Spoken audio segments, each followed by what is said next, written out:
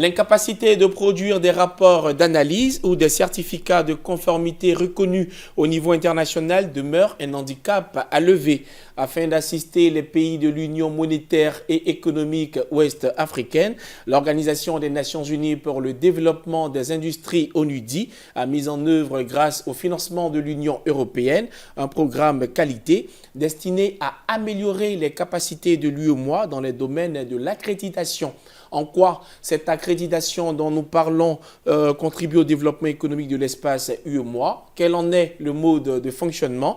Qui sont les laboratoires concernés qui rentrent en ligne de compte? Autant de questions que nous allons aborder au cours de ce nouveau numéro de cet écho avec pour invité M. Paul Kofi, commissaire du département du développement de l'entreprise, des mines, de l'énergie et de l'économie numérique de la commission de l'UEMOA, à qui nous souhaitons la bienvenue. Merci beaucoup. Avant d'aller plus loin, qu'est-ce que nous devons entendre par accréditation? Merci beaucoup. D'abord, je voudrais remercier la chaîne Cette Info. C'est nous. Voilà, pour l'opportunité qui nous est offerte, n'est-ce pas? Nous sommes actuellement ici à Abidjan pour réceptionner le siège de cette organisation que la Côte d'Ivoire a bien voulu mettre à nos dispositions. Et je voudrais saisir l'occasion de l'émission pour remercier les autorités ivoiriennes pour cet effort, n'est-ce pas, d'importance qui vient d'être, n'est-ce pas, réalisé. Et cela va contribuer à ce que notre organisation ait un siège qui mérite, n'est-ce pas, pour faire son travail. D'accord. Et donc, alors, c'est quoi l'accréditation? Je crois que c'est la question que vous posez. Alors, d'abord, il faut dire que nous avons une organisation sous-régionale qui est l'UEMOA, et l'accréditation que nous faisons est devenue nécessaire parce qu'à un moment donné, chaque pays tentait d'avoir son organisation d'accréditation et de certification. Cela veut dire quoi? Cela veut dire que, je donne un exemple, dans le domaine médical, si vous faites un examen médical ici, est-ce qu'il va être reconnu au Togo? Est-ce qu'il va être reconnu au Bénin ou au Sénégal? Donc ça fait un foisonnement de possibilités d'accréditation parce que on veut s'assurer de la qualité, on veut s'assurer de la normalité, on veut s'assurer aussi de la compétitivité et surtout de la confiance. Alors, donc les autorités de la commission de l'UEMOA ont décidé qu'on ait une organisation sous-régionale, d'où le SWAC. Donc, accréditer, c'est pouvoir donner un quitus à une situation, à la qualité d'un produit ou d'un service que vous mettez sur le marché. Et si vous ne faites pas cela, vous avez des risques de remise en cause, de rejet. Et sans oublier qu'on est dans une compétition internationale et que parfois, sur certains territoires, dans certains pays, tout le produit ne peut pas y entrer. En effet. Donc, nous avons besoin d'avoir un organisme qui nous rassure, qui nous assure que les produits que nous mettons sur le marché, les services que nous mettons sur le marché pour le consommateur, rassure le consommateur, mais aussi nos partenaires, puisque nous sommes dans un monde d'échange et un monde d'ouverture. C'est ça l'objet. Et selon vos explications, on comprend aisément que l'un des objectifs principaux de l'accréditation est donc de favoriser la libre circulation des produits et des services. À ce titre, M.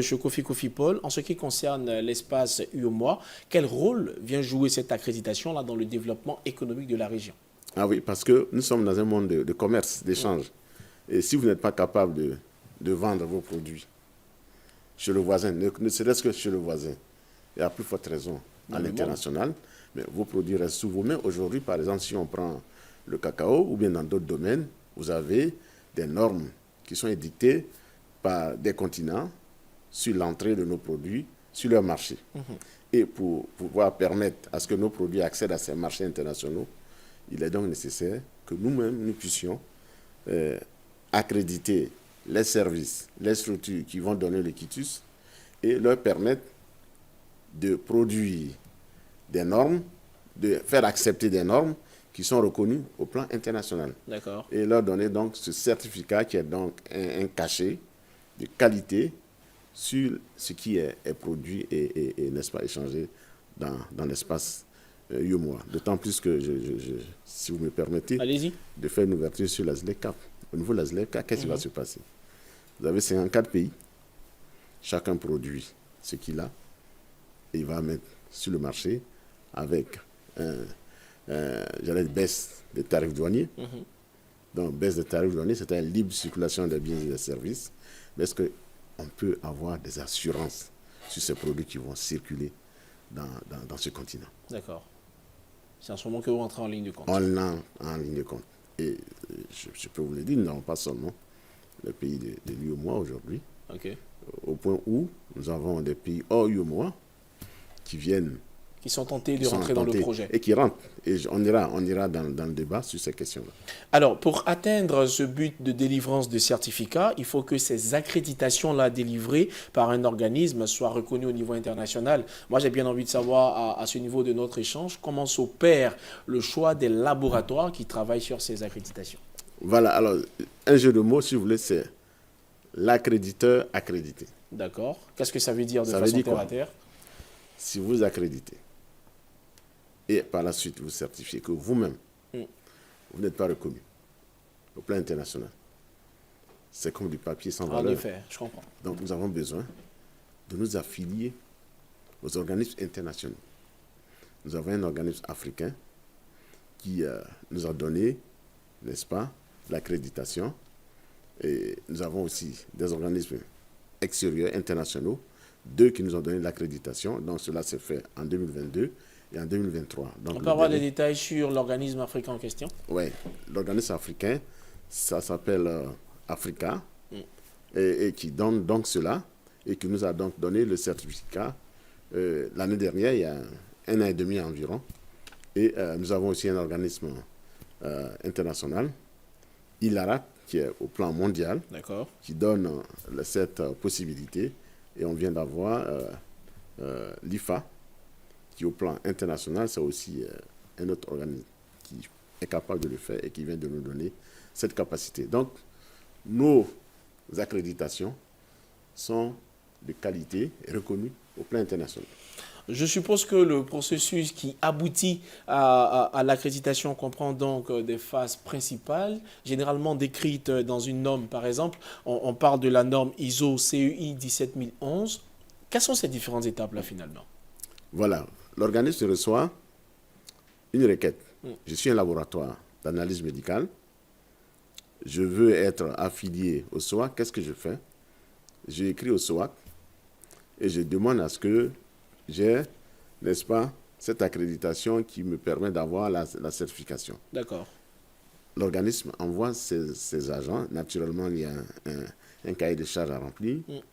Après le remplissage du cahier de charges, il y a un examen par les experts, n'est-ce pas, du SOAC. Le SOAC va s'appuyer sur une expertise, parce que le SOAC est un organisme qui ne peut pas avoir en son sein toutes les spécialités. Ils vont s'appuyer sur une expertise multiforme, multidimensionnelle, en fonction du secteur. Ils vont examiner, ils vont faire des inspections.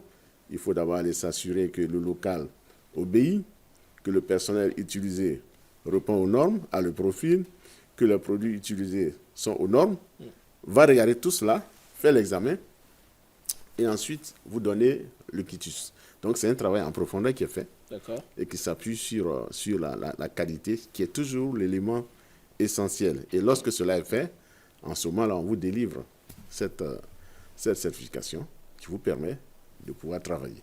Vous avez pris un exemple concernant le secteur médical. À part celui-là, quel autre secteur d'activité peut être concerné par cette accréditation? Vous avez le BTP, par exemple, vous avez des produits, qui permettent de faire la construction aux normes. Vous avez aussi la métrologie. La métrologie, c'est quoi? C'est le poids à peser. Quand vous allez sur un marché, que vous avez des éléments de poids pour peser les produits, vous allez acheter de la viande, vous allez acheter du poisson, vous avez le commerçant qui met le produit dans la balance et qui vous dit que ça fait 10 kilos. Est-ce que vous êtes sûr que ça fait les 10 kilos? Donc, on doit vérifier la qualité de ces produits-là. Vous avez aussi, au niveau du management, c'est-à-dire que vous avez des organismes qui viennent évaluer le travail que vous faites. On doit s'assurer que ce travail qui est fait obéit aux normes qui sont édictées. Donc, c'est C'est pluridisciplinaire. Mais il faut reconnaître qu'aujourd'hui, l'essentiel sur les accréditations qui ont été faites sont essentiellement du domaine des laboratoires, d'analyse médicale et la biologie. Et cela est très important parce que c'est des domaines très sensibles. Vous voyez que lorsqu'il y a des épidémies ou des pandémies, les examens que nous faisons pour pouvoir voyager, on doit s'assurer que lorsqu'on arrive sur un territoire, vous n'êtes pas recalé à la frontière. En effet. Très important. C'est beaucoup d'avantages que vous citez qui sont liés à cette accréditation-là donnée par l'espace UEMOA, mais malheureusement, le constat est fait, ce n'est pas quelque chose qui est vraiment connu de tous. Au-delà de cet aspect, quels sont les défis actuels auxquels est confrontée l'accréditation dans la région de l'UEMOA et comment vous les abordez?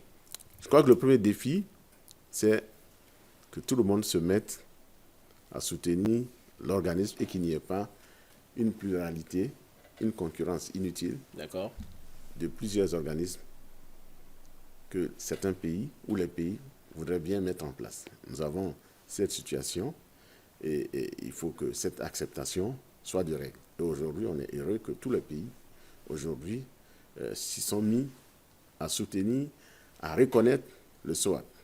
Ça, c'est très important. Et ensuite, lorsque cette reconnaissance est faite, il faut qu'au plan international, on puisse affronter la concurrence internationale. Ça, c'est le deuxième élément. Et la troisième chose, c'est de maintenir la qualité parce qu'on peut vous déclasser. Si vous avez eu l'accréditation et qu'on vous certifie, vous pouvez déclasser si, après les examens périodiques, vous ne respectez plus les normes. Donc ça, c'est le second défi. C'est le respect, la qualité du travail qui est fait. Et enfin, je pense que le troisième défi, ça demande des moyens. Et vous savez que ce sont des moyens publics en général, parce que si vous laissez l'accréditation uniquement dans les mains du privé, étant donné qu'il peut y avoir conflit d'intérêts. En effet. Quand vous certifiez une situation, il peut y avoir un conflit d'intérêts parce que vous voulez privilégier. On a vu la bataille qu'il y a eu sur le vaccin. En effet. Voilà, donc c'est des choses qui peuvent arriver. Donc ça, c'est un défi important que nous devons veiller à ce que cela soit respecté. C'est pourquoi la commission LUEMOA y a mis les moyens pour que l'organisme ne souffre pas, pour l'instant, de besoins financiers. Ce n'est pas suffisant, s'il est vrai, puisqu'il y a plusieurs pays aujourd'hui qui tapent à notre porte. Donc il faut que la commission puisse, n'est-ce pas, soutenir l'organisation. C'est ce qui se fait actuellement. Et on espère que d'autres partenaires pourront contribuer n'est-ce pas, à l'existence et à la vie de l'organisation. Alors, vous venez de dire que certains pays de l'espace UEMOA ont commencé à s'accorder pour la promotion et la vulgarisation de cette accréditation. Pourtant, il y a quand même certains experts qui estiment que la pratique insuffisante de l'accréditation se traduit par un abandon des États de ses capacités de contrôle technique au profit d'intervenants du secteur privé. Qu'en pensez-vous? Le principe d'intégration, 3 principes. Subsidiarité, c'est-à-dire ce que vous faites le moins bon, vous le cédez, vous cédez une partie de vos prérogatives à une gestion communautaire. D'accord. C'est un choix. Deuxièmement, c'est la solidarité. On doit être solidaire. Et troisièmement, c'est la complémentarité. Donc si on veut aller à l'intégration, il y a des moments où on est obligé de se départir d'éléments de sa souveraineté, pas entièrement. Donc, si on veut avoir un organisme qui est crédible, il faut que nous tous, nous puissions le soutenir. Je crois que ça, c'est très important. Et c'est sur ce postulat que nous travaillons. Le projet est lancé, mais finalement, aujourd'hui, quels sont les secteurs clés qui bénéficient le plus de l'accréditation de l'espace UEMOA? Bon, c'est une question d'époque aussi. Il faut dire qu'aujourd'hui, l'élément factuel, c'est surtout du domaine de la santé, la biologie, et aussi la métrologie. Ah, c'est pour ça que vous l'avez pris en exemple. C'est pour ça que je l'ai pris en exemple. D'accord. Parce que c'est très fréquent, mais c'est ouvert, hein, je précise bien, c'est très ouvert. Je vous ai parlé du management et il n'est pas exclu qu'on aille dans d'autres secteurs et en fonction de la demande. D'ailleurs, au niveau de la demande, nous avons, n'est-ce pas, des requêtes qui viennent d'autres pays hors UEMOA et même hors CEDEAO. On a le Cameroun, on a le Burundi, on a le Maroc, voyez-vous, qui viennent de très loin et qui demandent, n'est-ce pas, à être affiliés au SOAT. D'accord. Ce qui est un signe d'excellence.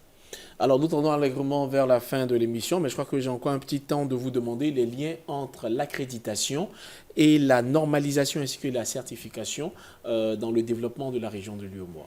Dans le développement de la région de l'UEMOA, je peux vous dire qu'aujourd'hui, le fait qu'on ait des sociétés, des organisations, des entreprises qui aient cette accréditation ou certification par le biais du SOAC, ça nous a beaucoup aidé lorsqu'on a eu le Covid, surtout par le développement.